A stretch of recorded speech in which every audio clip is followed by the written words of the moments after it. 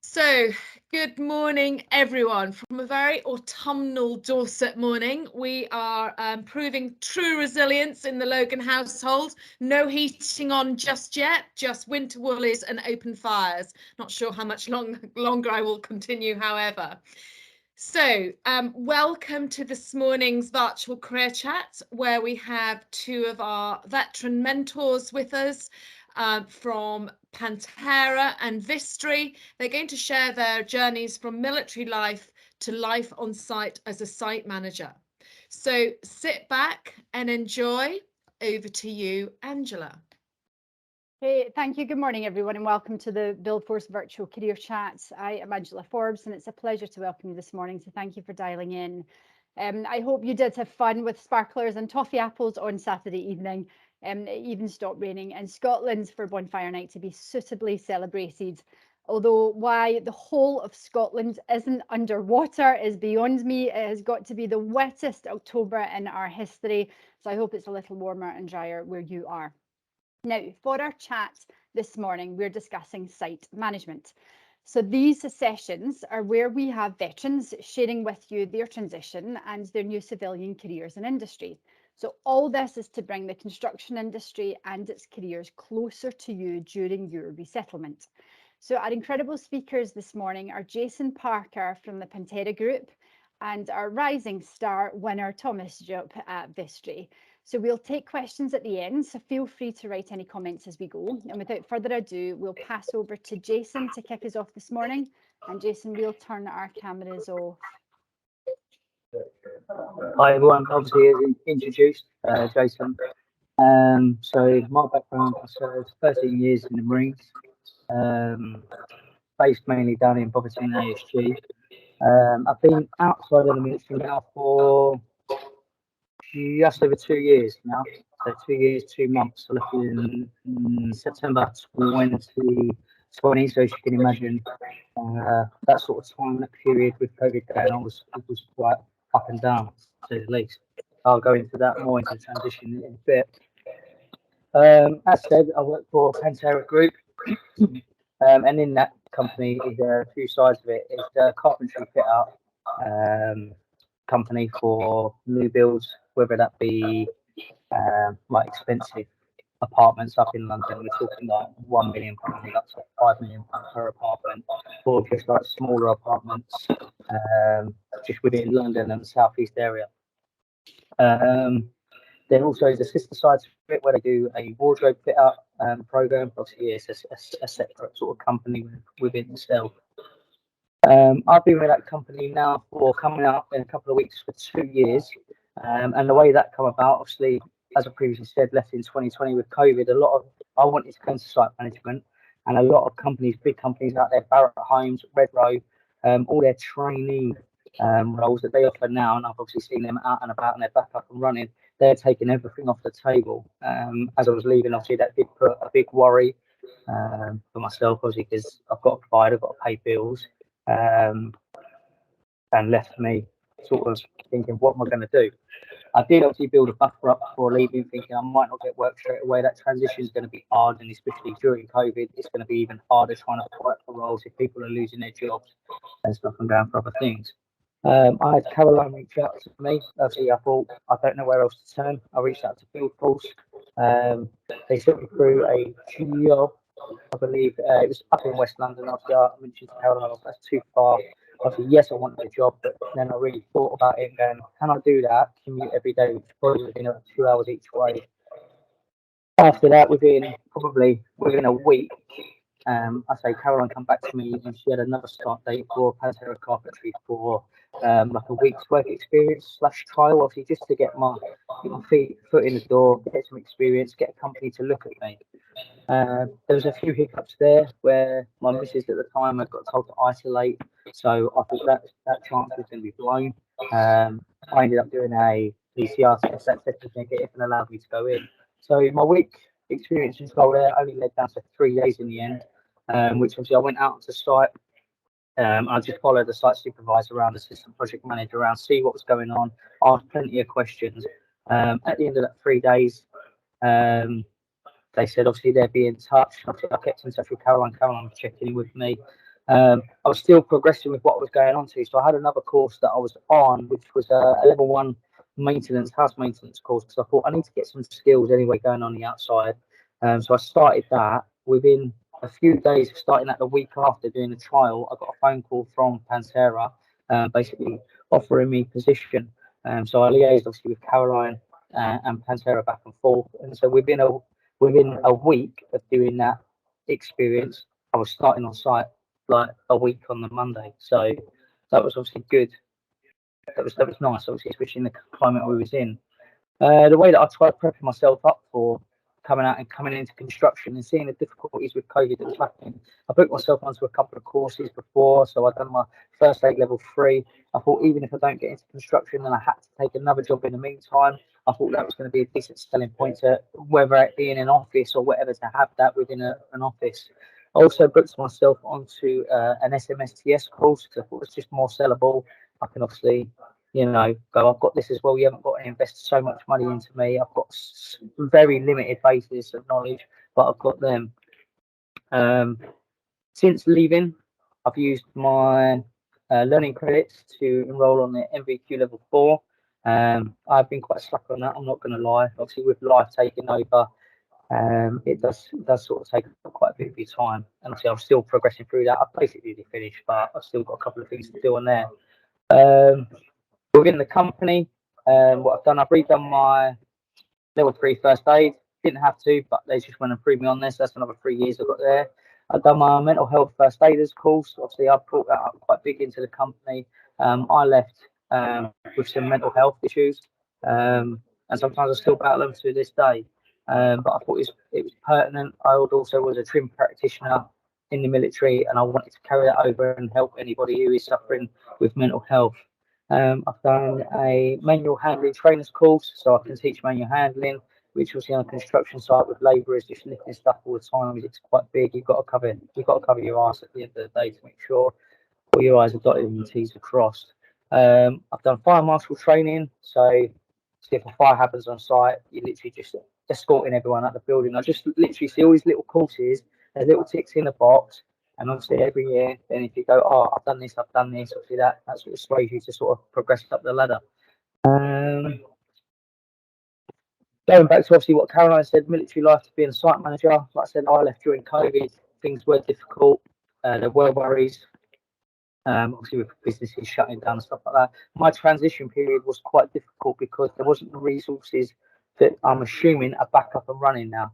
Companies didn't want to be running courses, even with some of the money that I was entitled to for travel and accommodation. I tried using that when lockdown had lifted to only be turned to and said, "No, sorry, mate, you've missed that boat. You should have wrote to us." Which obviously my argument was like, well, the whole country was shut down for 6 months, so I would have thought that was enough to extend. But so leaving, for me personally, I had quite a bad experience with leaving the military to sort of going into the civilian street. I actually felt like there was not much care coming from the military, and that's where someone like Build Force literally has sort of took me on. Like I say, Caroline checks in every now and then with me, sends me over CVs to obviously send up, and obviously was really, I'd say, like a bit of a lifesaver. Really, if you look back and gone working it or gone, especially in that kind of climate, to where I am now. So now obviously I'm nice and happy with where I am and still progressing, always progressing. It's fantastic. Thank you for that. We have got a couple of questions which we'll ask after we've spoken to Tom, if he's able to join us. Yeah. So to introduce myself, I was in the Marines for 6 years. I left in July 2019. And then started looking through like work placements, various sorts of avenues within like I forget what it's called now, like going to like the universities, and they had like the like job fairs and stuff. So you had various companies there showing what they wanted, what they want from you, opportunities that they have to offer. I was always interested in site management, which I took great interest in Barrett and Bovis, because at the time they're running the military transition programs, and I applied for both of those, got offered both the jobs, but I just chose to go with Bovis at the time, which is now Vistry. The enrolled on the trainee program, which gets you through like your MVQ level 4, because coming out the military, I had no qualifications, and the benefit of a trainee program is they put you through everything that you need to go through in order for you to become compliant, work on a construction site, and fulfil the role to go on to be an assistant site manager and so on. So yeah, did the various courses for the NHBC, whether that be snagging and handover, defects prevention, like scaffold, Lola, complete my MVQ level 4, SMSTS, like fire marshal's first aid, all those various things which the company paid for to put me through. And at various opportunities as well within our internal sort of like program, we have opportunities to go on courses. If you're out of date, and 2, if there's anything that you're not so sure on or want to better your knowledge on, you can enroll on those courses throughout the year, which is really good. Once I completed my MVQ level 4, I was promoted to an assistant quite early on, 6 months into being with the company, and then went on to fill my role as an assistant. Started taking on more and more, and yeah, it's just, I guess, yeah, the way I would say it's about being hungry, carrying that military sort of morals and values that they teach you, organisation, high standards, which go, put you leaps and bounds above everyone else within the company, because everyone isn't like you, and you've got to remember that those fundamental values that you're taught in the military are a fantastic stepping stone to then go into a civilian sector job, because 9 times out of 10 you're going to be above those around you with just the how you carry yourself and what you pride yourself in. So went on to carried on as an assistant at my site, and then we won Pride in the Job and Seal of Excellence. I then started to take on more and more and slowly run the site and complete my MVQ level 6 quite early on, which is basically for like a site manager role. And then I was promoted last May to site manager at the Wellington development, and then went on within my first year, went on to win Pride in the Job for myself. Just carried that on really. I think it's a great environment for those leaving the military, because there's so much that you can carry over, and there's so much that you can transfer really into this industry. It's hard at times, I'm not going to lie to you, because people, it's completely different than the military in certain aspects, as people don't always do what you want them to do, or people don't always turn up to work, or they're not as reliable as everyone that you used to have that was in the military, because 9 times out of 10 everyone would be there in the military, everyone you could rely on, and the way they run things is different. But at the end of the day, the way the construction industry is built and made up, it's very transferable from the military environment. That's sort of my story really. Great. If we ask Jason to join us, we'll start a couple of questions. If you do have any questions, please either raise your hand or type them. Jason, I'll start with you. You said that you did a 3-day placement, which helped you, but obviously allowed the employer to see what you were made of. Was it best foot forward during that placement, or were you really kind of head and eyes down, just watching everything that was going on? No, so I think they're cracking. I've had people here, students that are coming out and trying to get a job, whether that be an apprenticeship or something like that. And you notice that they don't ask any questions, and at the end of the week or whatever, and they ask for the feedback or whether they come from college, they wasn't involved. And I know the feedback that I got to obviously secure me the job was because, like, let's say for example, we was going checking fire doors. I just had constant questions going, well, why is this? Why is it that? Why is it this?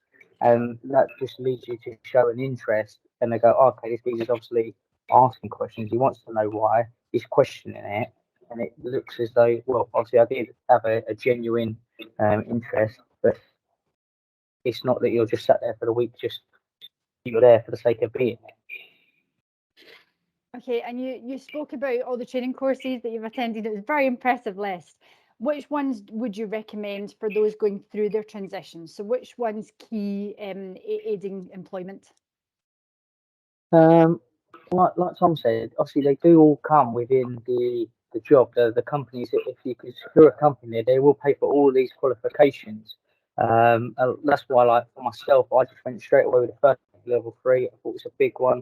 First aid at work is huge, and I went with the SMSTS just to go. Look, I've got these couple of things. All I need is training within this other side because it is a big transition. Obviously, you spend all that time in the military, and that's what you learn.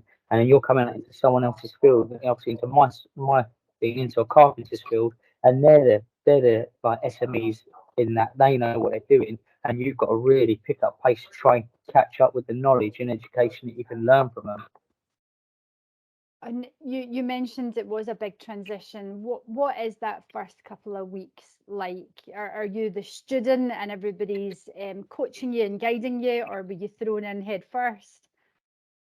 So going back to my first project, I felt a bit sorry for the project manager I was working with because obviously he has a project to run, but obviously he's got to try and train me within the same time. So it was very much, I would say, he would teach me stuff. I'd go out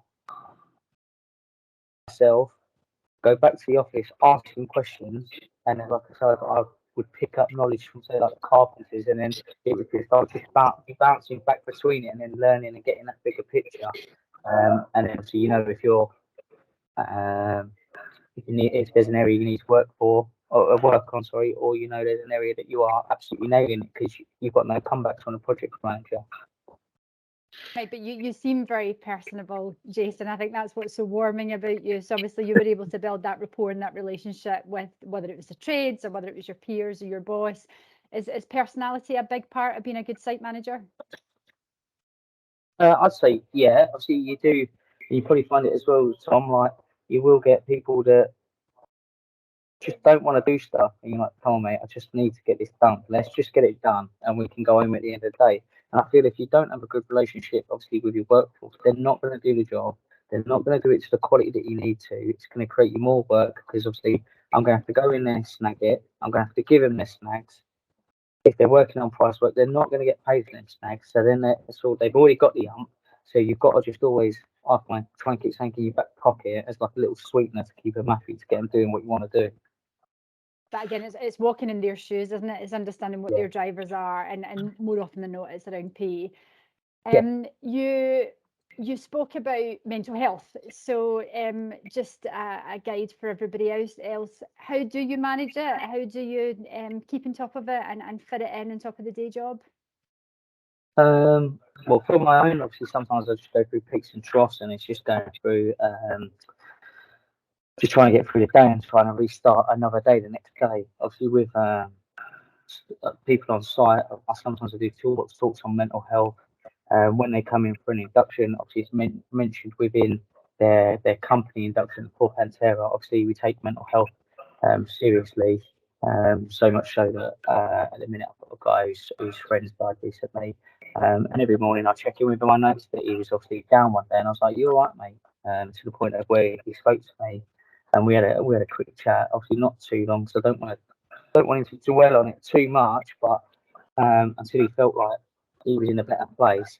And then every now and then, like, I check in on with him, like, going, how's things going, and we just have a chat about obviously that person that's passed and that.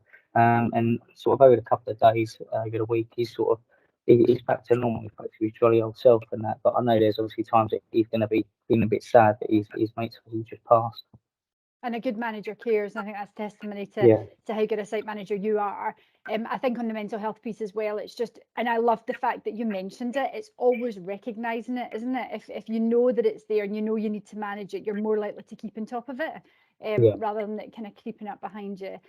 And just as you transitioned then, Jason, what realisations did you have? Was it, I'm an adult, I'm in the big bad world, I've got mortgages and bills, or was it, this is a new and exciting challenge of it? What was going through your mind at that point? Obviously with Lee, the thing with the military and what I've found is you're very wrapped in bubble wrap. everything that you need, what you want, is right there at your fingertips. If you need medical help, boom, you just go to sick bay, 8 o'clock in the morning, and you're getting that treatment, you're getting them tablets. If you want, I don't know, it's just everything's there. Food, boom, it's there. It's a couple of quid for a meal. You haven't got to think about, oh, I need to bring lunch in, I've got to sort lunch out, and all of these different things like that.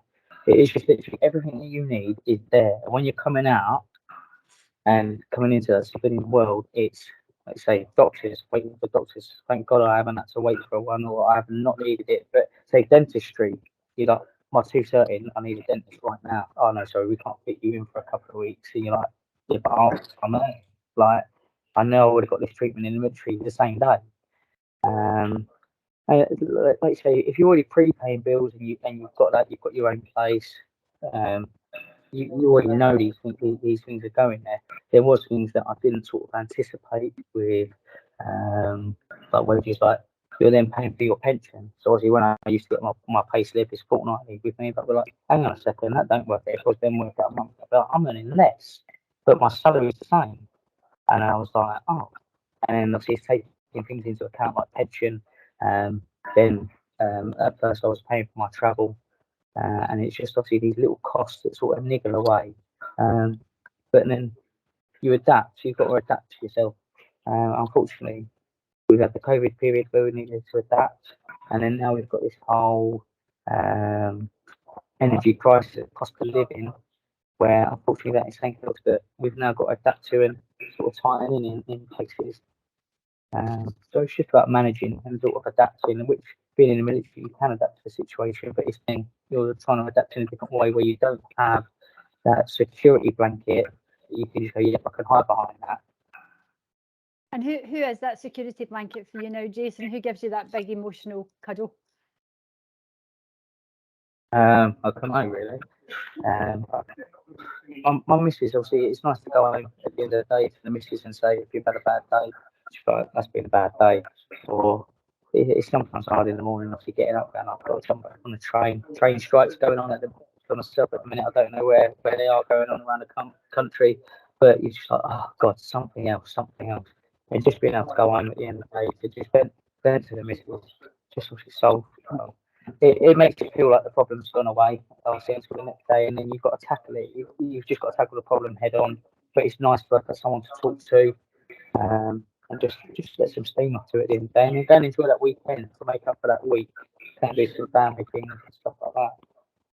And I always remember Bernie speaking. Bernie's our psychologist. I always remember his advice that sometimes the guys transitioning will actually feel loneliness. Bizarrely, they may be surrounded by people, but it's just the relationships with those people in industry are going to be slightly different from those in the military career. So again, it's just identifying that and knowing that and addressing it. So I think a couple of questions have come in. Tom, we've got a load for you. We'll get to you in a sec, but I'll ask Matthew Thatcher if he's able to. Hello, can you hear me? We can, Matthew. Hi. Yeah. So I'm looking at doing the Barrett's Armed Forces Transition Programme. Or I know Vistry do something similar as well. I'm just querying about how you go about engaging with that company for any type of workplace basement. Caroline, should we ask you? Sure. So, Matthew, I'm not sure if you're registered with us. I don't recognise your name. So apologies if you are. So that's part of the Build Force programme. And I don't know if you heard at the beginning with Jason, that's how we got Jason the role with Pantera. I remember the day his employer, they're very new to military recruitment, and said, let's try one of these military candidates out. And at the end of the week, he offered Jason the role. And then he came back to me and said, we'll have some more of those, please. So all of our employers that we work with will provide work placements. Vistry are fantastic in providing work placements. I know Tom has led some of our placements on site, and again, work placements are a conduit to employment, not a definite because it's dependent on resourcing, but it's just good to get on site and get that work experience and know if that's a fit for you going forward. So get in touch. That's something that we can organise for you really quite easily. Okay, cool. Thank you. Am I all right to engage with yourself after this to register? Yep, I'll put my email in the chat box. Okay, thank you. Cheers. David has asked, the company has set high goals towards climate change. How is the company mainly going to do this? a very wide question. Shall we ask that of Pantera? I assume you've got a sustainability and environmental department, Jason, that will lead the way on this. Yeah, obviously, it's something to think about, especially with climate change is always happening. So, obviously, all of our timber, so basically, my materials are mainly timber, and they come from obviously FSC registered timber companies. So, what that is the timber that we get in. There will be a number, like a registered number, which you can trace it back to basically essentially see where that timber come from, what woodland did that come from, how is that being managed, and all of that, and you're able to obviously keep track of stuff there. With the site that I'm currently working on, Canary Wharf, at the end of the week, we can do it monthly when you have to upload any timber materials that you have with that FSC number, so they can keep track of all the materials that you're having coming in, so they can monitor how much you're getting in. Are you getting in too much? Are you having so much wasted stuff? Because obviously whatever is wasted is either going to go into a bin, a mixed waste bin, and just be thrown. But obviously trying to get everybody to be on side with the recycling, especially on site because there's bins everywhere, is quite difficult. But to go, well, loads of that is just going to go into landfill. So it is really trying to order in what you need, plus a little bit extra for when things do go wrong, and not over ordering, and managing what progress you are doing on site. Okay, and Ian, David, sorry, just to finish that question off on the whole climate change piece. Has the company put you through training in that space? Are you learning as you go? So basically, the company, obviously, we used to have monthly meetings, and that would be covered. It's just basically any delivery that comes in, any timber, it doesn't have the FSC number. We're not taking it. So it's basically checking the delivery tickets to make sure that it's come from a registered place, to show that we can accept it, so we can monitor obviously the allocation of timber and stuff and where it's coming from. And that comes out that might be in a monthly training thing, and it's just on site. Do you know what I mean? Like, I'll highlight it, hand it over, and it'll get registered, logged onto a computer system then. Okay, brilliant. And Tom, thank you for your intro there as well. So you sound like you've really settled at Vistry and in this role. So what is it that makes them so good? Why do you enjoy working with them? Obviously you enjoy the role in itself. You know, you can be in a good company but not enjoy the role. But obviously I have the luxury that I enjoy the role and the people I work with, and the company itself really. I've just had a very good journey, I guess. I've had the right, I had the right training at the start. I had the right mentoring, and it's all about, there also is the element of, I put myself out there a lot and try to explore different avenues and do qualifications that may not have been on the sort of, remit for my role, but it's about the company have let me do it. They've allowed me to do that. They've allowed me to go above and beyond, which has also ultimately helped me, gain further knowledge and experience in the role that I do. And things are just, the industry is such a fast pace. It is like, when you're away with the military and you're busy, it's when you're busy at times in the construction industry, it's exactly the same, and you all come together as a team and you build that sort of cohesion together, and it just you feel like you're just one big family building houses, and it is a nice environment to be in, and especially once you sort of build up your knowledge and experience within the company, you create a name for yourself and you get further and further into it. Everyone then knows you, and then they know that they can rely on you. They know that you do a good job, and and they're always positive about things, and that also fundamentally helps you enjoy your role, because people love what you do, or I do, or whoever it may be. If you're good at what you do and you care and you've got passion for what you do, I think it just helps you love what you do coming into work. Like, sometimes because it can get stressful. I can tell you, this job is more stressful than the military has ever been, I can assure you. But it's in a different way. But I just feel like it's managed in a different way, and like people are different, the environment's different, and obviously, yeah. Yeah, sorry, you said there you had a really good start in training. You mentioned NHBC awareness that you've got. Was that a differentiator? I mean, what has made you an award winner? And congratulations, by the way. Thank you. I don't know, just got to be just different than the rest, I guess. But I don't know, right from the start, obviously, I was, like reading the specifications, reading the manuals, gaining the knowledge, and it's about doing those sorts of things, but then going above and beyond, doing above and beyond with everything you do. But if that's in your nature, like sometimes, I will be honest, if it's not in your nature, you ain't going to win. You've either got it or you haven't. And I always say you're either going to be a manager that strives for perfection, strives to want more, even when times are hard or even when you're busy, or you can be a manager that's good, but you're just a manager that is doing everything it says on the tin, and you're still building good houses, but it's about being that next level. And I don't know, I always say, I don't know, I think it's just the nature of what you are. Like, obviously, when I was in the Marines, joining the Marines is not an easy task in itself, is it? And obviously you strive to be the best. I just carry that again into the job that I do now, day in, day out. And you referenced the benefits of being a Marine, the values that you're taught. So how do the trades respond to you? How do your peers respond to you? Are you still a Marine, or are you seen as a site manager in your own right now? Some people have obviously you have your jokey banter. Some people, some people, trades themselves, have been in the military once upon a time, or they've got family that's in the military, and I don't know, they have a lot more respect for you, because you're not just some dilly dally that's just gone to college and sat there for 3 years, got a qualification, then walked in on site and started bossing around. You've got experience, you've got knowledge, you care, like you've got a different demeanour about you, you've got people skills. And obviously they respect you, because 9 times out of 10 they're thinking, oh yeah, he's in the military. So yeah, there is that element of it, but then there's also the element of it, I can assure you, that people don't like it when someone's really organised, don't like it when someone's on them all the time, or they don't like it when they got so much passion, because something could be a centimetre out, but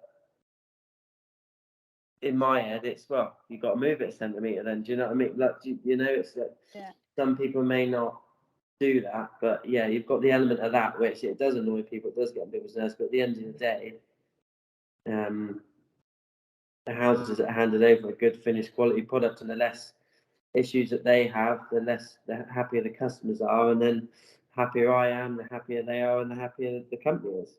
Yeah, and how do you deal with those frustrations then? Is it just taking a deep breath and walking away? Is it going for a run of an evening? How do you deal with the stress that you referred to? I just normally vent to my assistants. We all just vent to each other, really.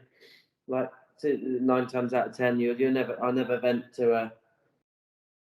to a trade or let them see they've got to me or something. Obviously, you've got to be firm and assertive and tell them, no, that's what I want doing, and it's either that, you've got to do it that way. There's no like, oh, I want to do it my way, or you've got to do it what the drawing says, and you've got the element of that. But then, yeah, you never lose your temper with them, never, because otherwise they've won, haven't they? You can get angry, or get frustrated, but do it in the office with your assistants and talk about it then. That's what we do, because it's just the easiest way then, because it does get frustrating and tiring at times. So a great question has come in from me and Davis. I'm going to ask it to both of you, but I'll start with you, Tom. What are the responsibilities and what informs this? So every morning when you start work, what does your day look like? What's that first task, and what dictates it? Obviously signing in is the first thing to do.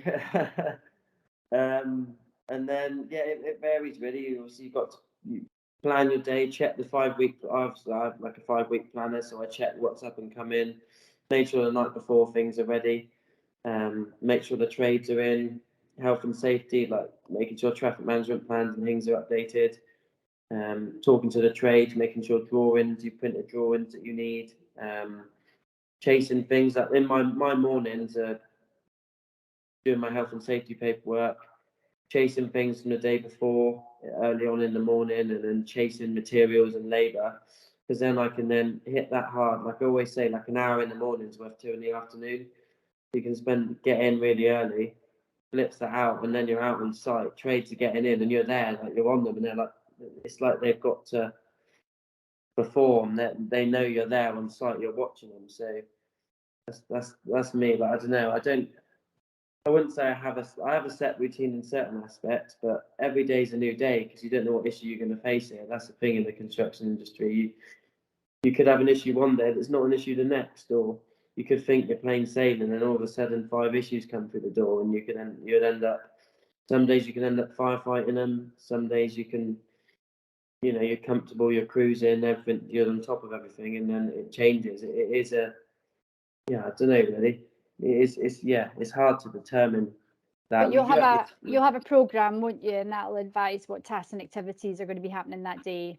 Yeah, so I write a 3-week program each week, and for the trades, and send it out for them to follow, and also you monitor that. That's what we do. Really. Have you always been this organised? Yeah, I have. Yeah, right You from an early age. Yeah.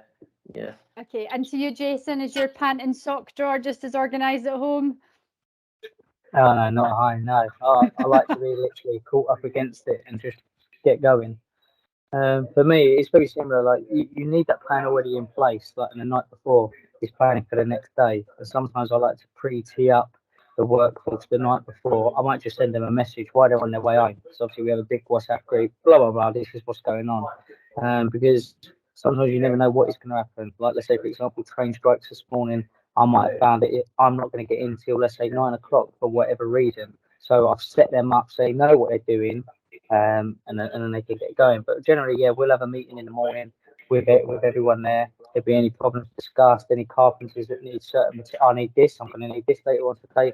They'll obviously let the labour team know. We know we can pass over any problems that's come out in health and safety meetings, anything they need to know. Like I said, traffic management plan, if anything's changed there, any deliveries that are coming in, let them know the time that they're coming in, so everybody is on the same page. They know all the information, regardless to whether it's pertinent to them or not. They know it, because it may affect them at a later stage. Like I say, they can raise any problems they got. I need this now. Okay, right, let's prioritise what's more important. All right, yeah, let's get it to you. Right, okay, and a question's come in from Adu to you as well, Jason. Is the role limited to site management, or are you liaising with other entities like the customers, the architects, the engineers, the clients? Who are the stakeholders? Yeah, so it isn't just obviously managing the lads that you've got on site, or the person you've got on site. I'm on my 3rd job now, and all of these slightly different. Some of them I've dealt with more of the suppliers. I've dealt with suppliers before, with supply issues and problems there. In all of the jobs, I've dealt with obviously the clientele, the principal contractor, and having meetings with them to keep them updated on what's going on. So there is all various different stages that there are. So you're dealing with your guys, you're dealing with suppliers, you're dealing with the clients, obviously make sure they're happy. Then later on down the line, you get obviously quality. Can't think of the word, but people that come in and snag pots, and you've got to deal with them later on down the line. And it's just a process of loads of different people in this chain that at some stage you will have to liaise with and deal with them, and obviously try and keep them happy so you can win more jobs. Yeah, exactly. That's what it's all about for you, Jason, winning more jobs. And for you, Tom, obviously you've got your customers, you've got the families that are spending a lot of money moving into these assets. Do you have face-to-face engagement with them? Yeah, so I do meet the customers, but obviously within our company, how it works is, the assistants take care of customer care. Obviously, there's a lot that I need to do day in, day out. I've got a lot of responsibility. So customer care, meeting with once they've done the home demo, like making sure they're okay each week, making sure their snag is getting closed out, chasing contractors to do like the site audit pros and get them sorted. It does come down to the assistant. Sometimes I have to intervene at times if someone isn't playing ball and my assistant needs help. But yeah, normally, yeah, I'll meet the customers like pre-res and like meet the builder. So I talk them through all the plans and drawings, and then they come in normally at like the first fix stage. But then, yeah, once they move in, normally that is handed over to my assistants. Okay, and the question from Pete is, how have you found the work-life balance? What hours do you both work? I'll ask you first, Tom. Didn't quite get it right. I didn't quite get it right to start off with. I'm not going to lie to you. It caused my relationship to break down and everything. I lost my house and everything. Because yeah, it's. I will be honest with you. It's a very, very demanding job at times. You know, the hours you're expected, but you know, it may say in your contract you've got an hour for lunch, but in reality you're probably eating lunch on the go, and in reality you've got so many important problems or things to sort out that you probably are going to be sending emails of an evening. Your contractors are still going to be ringing you because it's in their best interest, because they're on price, they get paid to do the work, so they want to know what's happening tomorrow. Is the kit in? Or you're then don't have time in a day because you're so busy, you're then sorting things out in the evening. I got that very wrong to start off with, and obviously was working all hours, but now I've got it pretty good. Yeah. And do you work a Saturday? Yeah, we do have to work Saturdays at the moment. Every Saturday, site's open at the minute. Yeah. In the build up for Christmas. Right. So yeah, there are those. But there's a deadline coming. Yeah, so there's just more effort on that. This is obviously you're now working. You know, you've got to think of the reality. You're working for a PLC company that has profit margins to hit, health and safety targets, numbers to hit, for houses to complete. And when you've got paying customers that they could be paying 300 grand or 700 grand for a house, and they've been told a date, and that's the build program, you've got to hit it. And obviously there are going to be delays and stuff like that, but there are only going to be so many delays. They've got to move in, once they've completed an exchange, and and then ultimately the company want the revenue, and that's what you're there to do: gain that revenue, push the program, push the trades, build the houses, make it happen. And any nice stories to tell, Tom? Anybody come up and cuddled you in Starbucks and thanked you for their house, or? Yeah, I see. I don't work like live near where I work, but yeah, I've had customers send me messages and things, or put emails, or like they come out from their door when I'm walking around the site and say, thank me and say, it's brilliant, like it's nice to see what I do. And obviously they see me a lot in the newspaper and on the radio and stuff lately, with obviously things that have been going on. So obviously they're congratulating me and saying it's finally deserved. So yeah, we have a good relationship with the customers because they know we care. And that's the thing, really. I'm not going to lie to you. The amount of people who've moved in there, you can't sit and say, oh, a customer's never going to have a leak, or they may not have a major problem one day, because ultimately they will. That's just the nature of what we do. It's how you deal with it. Customers won't be mad at you or angry at you or hate you if you deal with it in the right way and you're on it and you show you care, you keep them informed. So that's just the reality of what we do here. We make sure that things run like clockwork, and that creates a great relationship with the customers. Good. And Jason, your work-life balance, what does that look like? I think I've done the same as Tom. When I first got into the project, when I really started getting my teeth into it, I was struggling to switch off.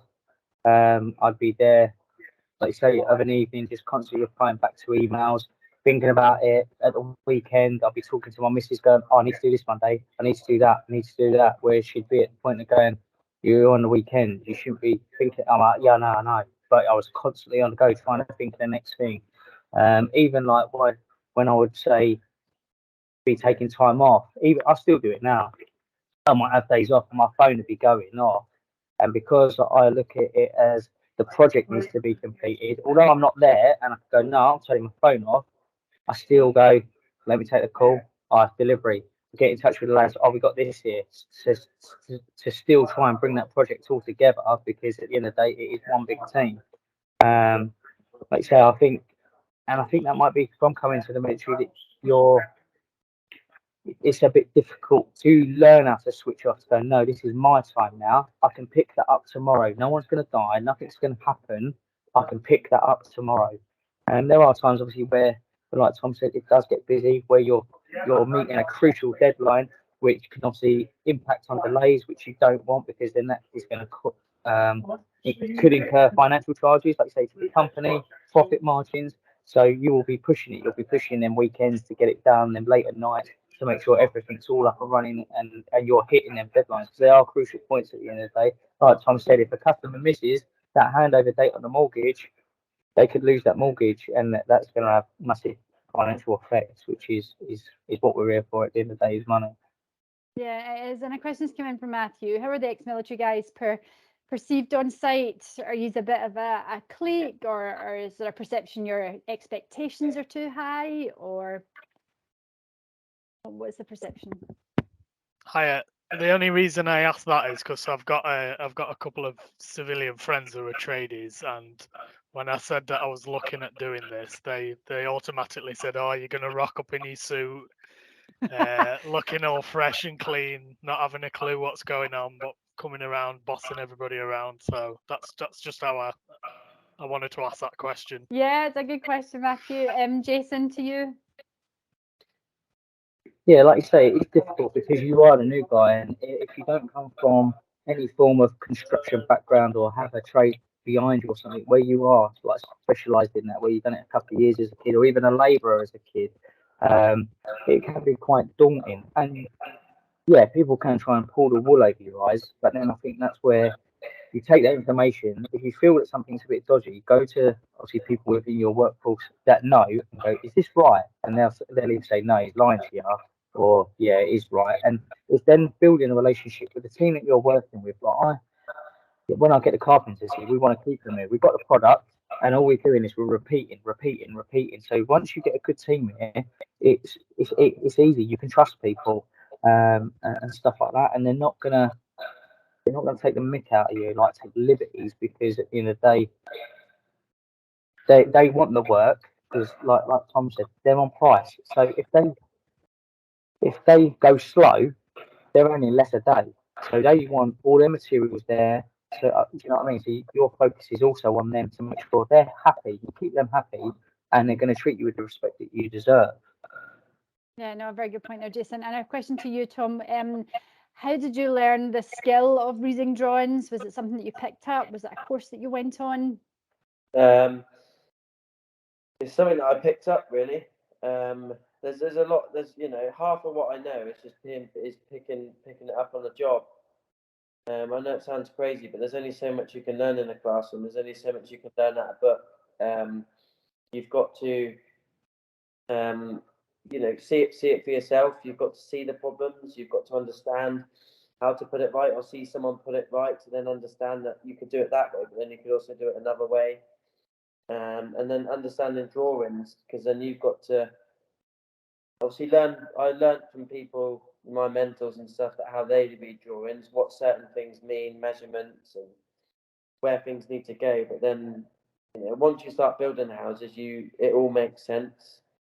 Once you start gaining more knowledge, it even makes sense even more. And then the best way I think to learn is when things go wrong. It's honestly the best way to learn, because if everything's plain sailing, you have an easy ride. If you've got a site if you've got a slow site, not got many problems, you don't need many materials, don't need much labour, you're probably going to cruise and be all right. But then when you get a site that's really busy, loads of houses, loads of contractors, things aren't coming in, and then you start to have problems or whatever it may be. And because you need so much from that site, suppliers can't keep up, labour can't keep up, and you get people there that aren't as good as the team that you normally have there, so they need more nurturing. And then because they have issues, it then requires you to turn that light on in your brain and be like, this is what we need to do, this is how you need to do it. It's just I'd say that the best way to learn is picking it up on the job, really. That's how I did. Yeah, the best advice I was given when I was a trainee was I was put in a finished room and given the drawings. So you're able to look at the drawing, look at the detail to say, oh, that's what those lines mean, or that's what that looks like when it's finished. And when you're actually looking at a completed area and you're holding the architect's drawing, it just all clicked and makes sense then. So it made it less complicated. But it is a little bit of homework, isn't it? And it's a bit of effort on your part just to pick it up, go out on site and say, right, I'm not leaving here until I understand what this means. And something in your mind just clicks, that either goes into 3D in your mind or just something starts making sense was what I found. A question to both of you from Dean. The role of site manager, is it the same as a site engineer? So what's your terminology within your organisations? Tom, I'll start with you.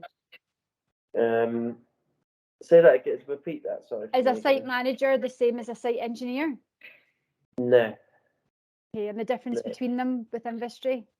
Yeah, so like a site engineer here would be someone that I see every couple of weeks. It deals with like the drawing changes and stuff in the office. If I've got any technical questions, that I go to them and say, that doorway's in the wrong place, or the drainage levels aren't quite right there. That's an engineer for me. That's who I deal with in the office. But a site manager is, who runs the site, health and safety, the quality, programming, materials, supplies and stuff like that. It's you oversee like and managing the people really. Yeah, a site engineer is like an architect basically. Right, okay, so you're thinking of your typical structural civil engineers, M&E engineers. Jason, do you carry any site engineers within Pantera? No, I would say it's the same as Thomas. Like looking at it, the site manager is basically the one that is overruling everything, sort of keeping eyes on every little sort of like component of it. And I'd say the site engineer, I would say, is more of a specific like role that would sort of report in. Yeah, I wouldn't say it's the same as a site manager. No, I'd say it's like a specific role, like you say, dealing with drawings, any technical issues. That would obviously say that they get passed up to Tom, and Tom can pass it down and go, well, how are we going to adapt this? How are we going to get around this? And they would come back with the information. Hopefully that sort of makes sense.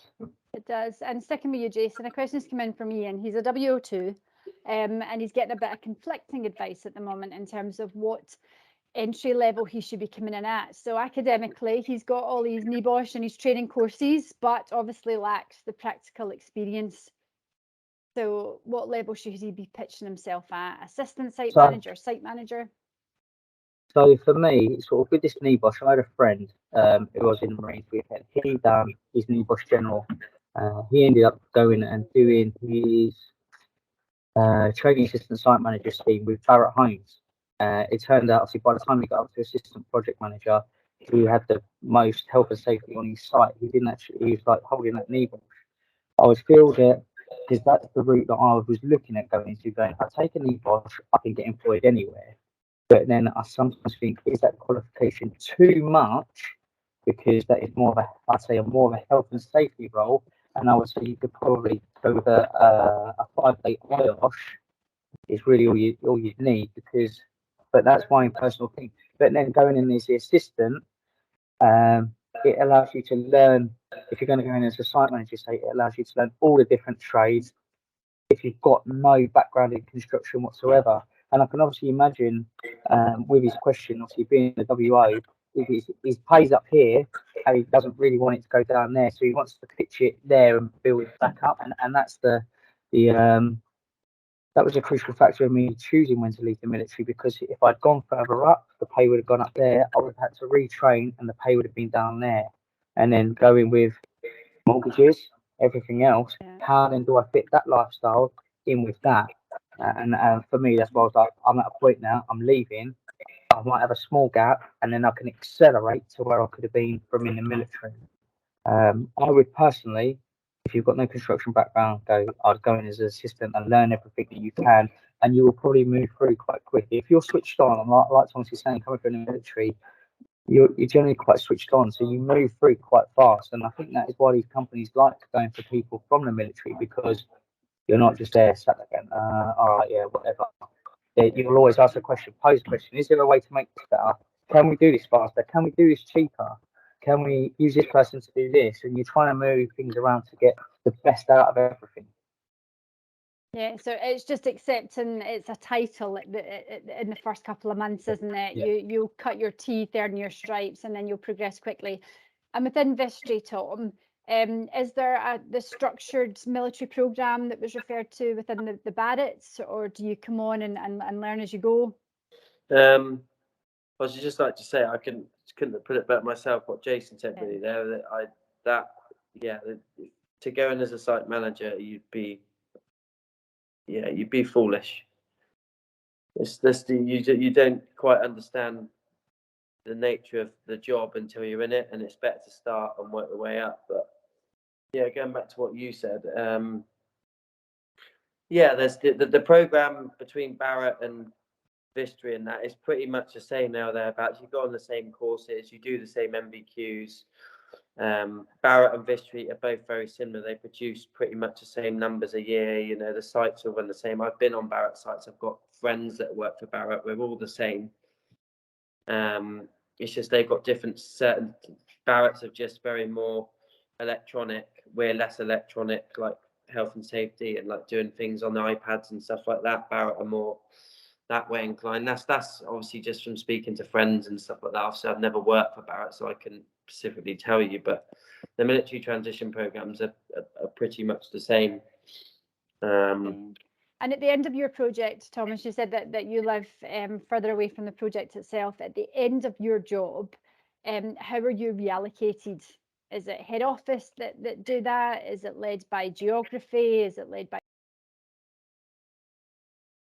you know, at the end of a project, what happens next? It obviously all depends on promotions, because I was going to stay at my old site until it finished, until I got promoted. Obviously now I've got probably 18 months, 2 years left here. Unfortunately, there's a big phosphate issue in the southwest at the minute, so there's not many sites starting up from where I am in Wellington. It's all like towards Exeter and down to Cornwall, as opposed to towards like Taunton and Yeovil way, etc. Which, yeah, it just varies really. I know you should say if we're in an industry where if something's not there within your company, there's plenty of other jobs, there's plenty of other sites around that. If they haven't got a site starting, you never have to worry in our industry. I can tell you that. Yeah, and for you, Jason, obviously kind of London based, the Pantera have a lot of work around that area, so you just move from one job to the next. Yeah, so obviously we work in London and obviously in the southeast down in Kent, so we've got quite a large area which we cover. As you can imagine, we're always tendering for big projects and stuff like that, and we've always got projects on the go. So from my experience from the first project I started, when it sort of comes to an end, you're basically done. You've got a few snags left. It's nothing massive. You need to sort of just finish a few bits of paperwork. If you've got a project manager, an assistant project manager, or a supervisor, this one of you may go, depending on what the next job is. If you're needing for that project manager to bounce on to start getting his feet on the ground to start the next project, then obviously he will go, and the supervisor, assistant project manager can carry on. For myself personally, when it's come to an end, boom, to the next side. Obviously, do that one, get up to the level where it's pretty much finished.